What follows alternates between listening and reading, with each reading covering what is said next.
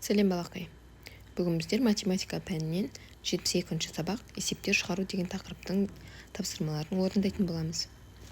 Қане, тапсырмаға назар аударайық. Бірінші қарасақ, бұл жерде Қазақстанның қалалары берілген. Балалар өз еліне саяхатқа шығар алдында Қазақстанның қалалары туралы көбірек біліп алмақшы. Бұл жерде суретте Нұр-Сұлтан, Алматы, Ақтау, Ақтөбе қалалары көрсетілген. Келесі тапсырма мынадай: есептерді шығар, оларды салыстыр. Әр есепке оның қысқаша жазылуымен сұлбасын таңда. А бөлімінде сырымға 8 қаланың атауын жаттау керек болды. Ол 6-ын жаттап алды. Нешеуі қалғанын табу керек. Енді біздер төмендегі сызбаларға мән береміз. Бұл жерде қайсысы сәйкес келеді?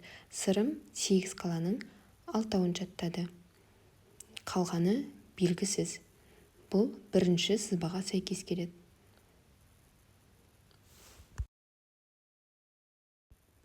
Келесі ән нұсқасына назар аударайық. Сырымға Қазақстан қалаларының атауын жаттап алу тапсырылды. Ол 6 қаланың атауын жаттап алды. 2 қаланың атауы қалды. Оған барлығы неше қаланың атауын жаттап алу тапсырылды. Барлығы белгісіз, 6-ын жаттаған, 2 қаланың атауы қалған.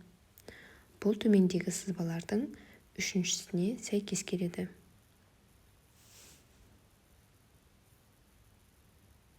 Келесі Б тапсырма. Сырымға Қазақстан 8 қаласының атауын жаттап алу тапсырылды. Ол әлі 2 қаланың атауын жаттау керек болса, нешеуін жаттап алған. Бұл төменде берілген сызбалардың екіншісіне сәйкес келеді. Бұл тапсырманың берілгенде сызбаны анықтағаннан кейін мәнін табуымыз қажет. Бірінші тапсырма бойынша, бірінші сызба бойынша 8 атаудың 6-ын жаттап алды. Қалғанын табу үшін біздер барлығынан жаттап алған 6 санын азайтамыз. Сонда 2. Жауабы 2 қаланың атауын жаттау қалды. Жауабы 2А болады. Келесі екінші сызба бойынша тапсырылды. 8 жаттап алды белгісіз, қалғаны 2. Бұны табу үшін біздер барлығынан 2-ні азайтамыз. 8 азайту 2 тең болады 6. Жауабы 6 қаланың атауын жаттап алды. Келесі үшінші сызба бойынша тапсырылғаны белгісіз, жаттап алғаны 6, қалғаны 2. Бізге барлығы қанша тапсырылғандығын табу керек.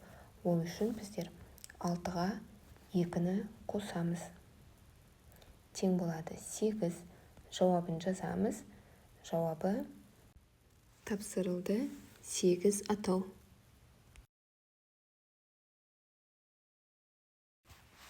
Келесі тапсырма. Есептерді оқы. Әр есептің сұлбасын тап, есептердің шешуін жаз. Ұзындығы 60 см таспадан бірнеше сантиметр қиып алынды. Онда тағы 20 таспа қалды. Неше сантиметр таспа қиып алынды? Қайсы сызба сәйкес келетіндігін табу үшін 60 см деп ұзындығы берілген бірінші және үшінші таспаны көріп тұрмыз.